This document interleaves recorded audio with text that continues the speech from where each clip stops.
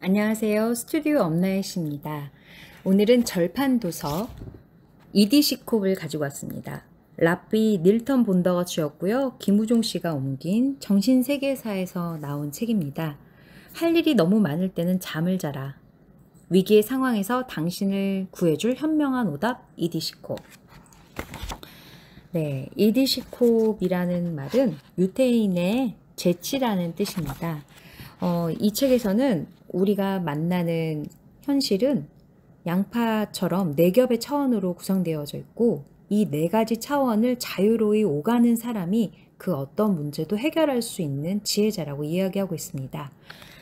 그래서 총 네 가지 차원, 첫 번째 정보의 차원, 구체적이고 현실적인 반응을 통해 문제 그 자체에 접근하는 영역이고요. 상징의 차원, 질문하기, 재구성하기, 마음 비우기 등의 방법을 통해서 문제 뒤에 숨겨진 배경을 파악하는 차원, 그리고 직관의 차원, 느낌과 충동과 꿈, 우연 등에 의지한 어리석음이 불가능을 가능으로 변화시키는 차원, 그리고 마지막 무한한 가능성의 차원. 산 경험이 이끄는 방향을 신뢰하고 위험을 받아들이고 적극적으로 몸을 던지고 실수로부터 배움을 얻는 영역, 이렇게 총 4가지 차원으로 되어 있다고 이야기하고 있습니다. 오늘은 제 1차원 정보의 차원에 대해서 발췌독 해드리겠습니다. 정보의 차원, 아무도 눈으로 보는 것에 만족하지 않는다. 그러나 누구나 마음으로 보는 것에는 만족한다. 이디시 속담인데요. 제1부 정보의 차원에서는 주어진 문제를 벗어나지 말라고 이야기합니다. 문제의 발단을 있는 그대로 보존함으로써 그 안에 숨겨진 의미를 발견하거나 그 숨겨진 의미 속에 또다시 숨겨져 있는 의미까지도 발견하는 것. 이것이 바로 유대 현자들의 비밀이라고 이야기합니다. 그 어떤 문제를 다루더라도 그것을 있는 그대로 인정해야 하며 모자란 부분을 채우거나 남는 부분을 잘라내려고 시도해서는 안 된다. 당신은 눈앞의 상황을 왜곡하거나 조작하는 일이 최소화되도록 노력해야 한다. 자기 중심적인 논리를 버려라. 스스로 무지해지는 방법을 알아야 한다. 기존의 사고 패턴이 더 이상 기능하지 않는, 즉 논리적이지 않은 마음의 영역을 인식하는 법을 배우는 일은 지식을 얻는 과정 중에서도 기초 단계라고 할 수 있다. 장애물과 마주했을 때 최대한의 확실성을 보장받으려고 애쓰는 것보다는 오히려 무지함으로 정면 돌파하는 태도가 더 나은 해결책이기 때문이다. 훌륭한 연구자는 쓰레기통을 적당하게 이용하는 법을 아는 사람이다.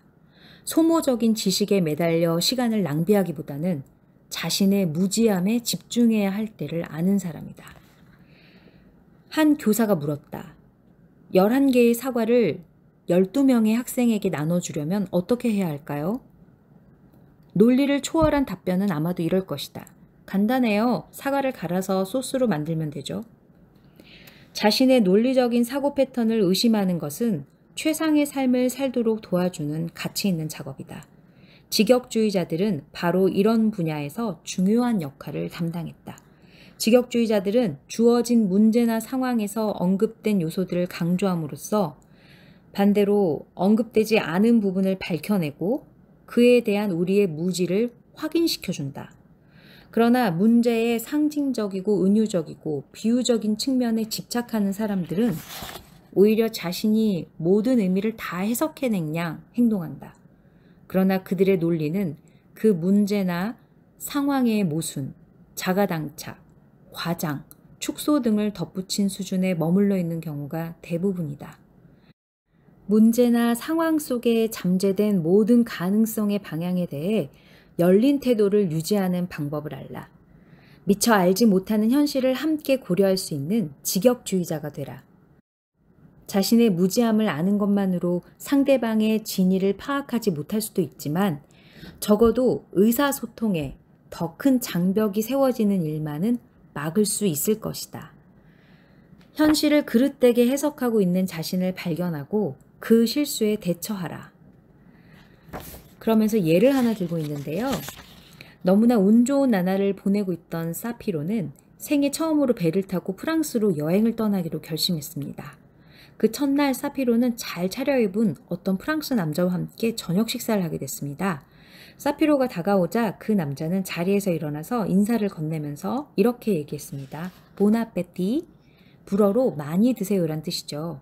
사피로는 대답했습니다. 사피로? 그러니까 저는 사피로라고 합니다. 이제 이렇게 대답을 한 거예요. 똑같은 일이 매일 저녁마다 반복되었다. 그리고 사피로는 여행의 마지막 날이 되어서야 여객선의 사무장으로부터 보나페티는 그 프랑스인의 이름이 아니라 배불리 드십시오, 맛있게 드십시오 라는 뜻이라는 사실을 듣게 되었습니다. 정말로요? 깜짝 놀란 사피로는 실수를 바로잡아야겠다는 생각에 조급해졌습니다. 그래서 그날 저녁에는 상대방이 먼저 말을 꺼내기 전에 먼저 일어서서 정중하게 말했습니다. 보나페티. 그러자 프랑스 남자는 이렇게 화답했습니다. 사피로. 현실을 그릇되게 해석하고 있는 자신을 발견하고 그 실수에 대처하라. 뒤에서 다시 다루겠지만 실수는 새로운 현실을 이끌어내는 중요한 요소다. 무지를 자각할 때 지혜가 생긴다.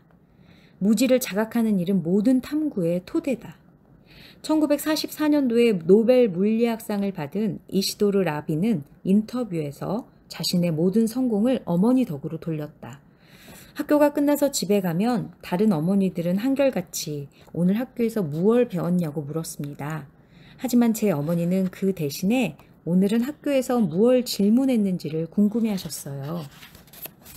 이처럼 성공하는 학생과 실패하는 학생의 주된 차이는 문제 그 자체에 대한 집중력보다는 전체적인 전후 상황을 고려해서 그 문제를 이해하려는 노력 여하에 달렸다. 문제에만 집중하는 학생은 단 하나의 조건만 바뀌어도 그 문제를 풀 수 없게 되어버린다. 예를 들어서 한 랍비가 제자에게 물었습니다. 빠른 말과 느린 말 둘 중에 무엇이 더 나은가? 제자는 어떻게 대답했을까요? 그 대답은 지금 올바른 방향을 가고 있는가, 엉뚱한 곳으로 가고 있는가에 달렸습니다. 이렇게 대답했다고 합니다. 처음에는 당연히 빠른 말이 더 낫다고 생각하게 된다. 말이라는 것은 어딘가로 데려다주는 탈 것, 즉 속도와 효율성의 개념을 연상시키기 때문이죠. 이 랍비는 일부러 조건화된 반응을 유도함으로써 모든 질문에는 반드시 무지의 함정이 포함되어 있으며 그 무지 덕분에 비로소 대답이 가능해진다는 사실을 일깨워 주려고 했습니다. 한 독실한 신자가 바알셈 토브를 찾아와 불평을 늘어놓았습니다. 저는 온 힘을 다해 정성껏 주님께 헌신해 왔어요. 그런데 조금도 바뀌거나 나아진 것 같지 않아요. 저는 여전히 평범하고 무식한 사람일 뿐이에요. 그러자 바알셈 포브는 이렇게 말했습니다. 이제 당신은 자신이 평범하고 무식한 사람이라는 사실을 깨닫게 됐지 않소? 그것이야말로 커다란 성취라오. 제1영역의 이런 측면은 뒤에서 다루게 될 제4영역, 숨겨진 세계의 숨겨진 영역에 대한 우리의 이해를 크게 높여줄 수 있습니다. 특히 무지를 접점으로 해서 그 정보 영역이 무한한 가능성과 소통할 수 있다는 사실에는 의심의 여지가 없습니다. 우리는 안정감과 통제감을 느끼게 해주는 명료함을 사랑합니다. 그러나 진정한 지혜는 두려움을 무릅쓰고 자신의 무지를 자각하는 가운데 있습니다. 환하게 비춰주는 밝은 빛만큼 어두움을 자각하게 해주는 것은 없습니다. 이 진리를 가슴에 새기십시오. 명백한 정보일수록 위험하다. 제1영역이 실제적인 어떤 역할을 제공하더라도, 정보의 차원이 실제적인 어떤 역할을 제공하더라도 그것에만 의지해서는 생존 경쟁의 현장에서 살아남을 수 없다. 정보의 차원에서는 경쟁이 매우 치열하다. 정보의 차원 안에 있는 사람들은 같은 생각을 하고 같은 장소를 돌아다니고 같은 노력을 한다. 그러므로 진지하게 어떤 문제를 해결해가는 과정을 온전히 밟으려면 드러난 영역과 숨겨진 영역이라는 서로 다른 두 가지 현실을 탐험해야만 한다. 유대 신비주의 전통에서 내려오는 아래의 이야기는 이 정보의 차원과 다른 영역들 간의 관계, 즉 드러난 세계와 숨겨진 세계 사이의 특별한 관계를 밝혀준다. 이것은 과수원에 들어간 4명의 현자에 대한 이야기다. 전하는 바에 따르면 과수원에 들어간 4명의 성자 중에 한 사람은 죽고, 한 사람은 미치고, 한 사람은 이교도가 됐으며 마지막 한 사람만이 무사히 과실을 얻어 빠져나왔다고 한다.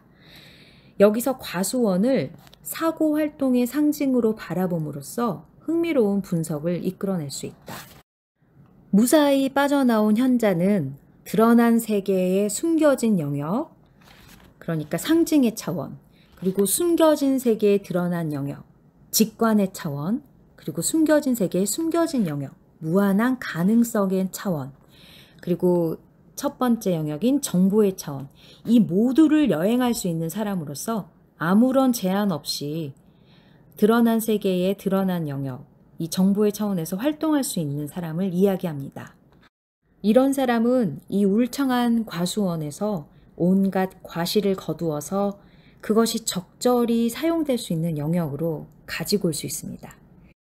이때는 불안정하고 유동적인 다른 영역들의 한가운데 있다 하더라도 단단한 토대 위에 서서, 그러니까 정보의 차원 위에 서서 활동할 수가 있습니다.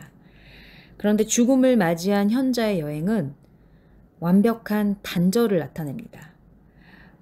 주어진 문제에 내재한 논리와 기존 지식에 의한 축적물 사이에서 되돌릴 수 없는 불화가 일어나고 이 정보의 차원이 완전히 붕괴됩니다.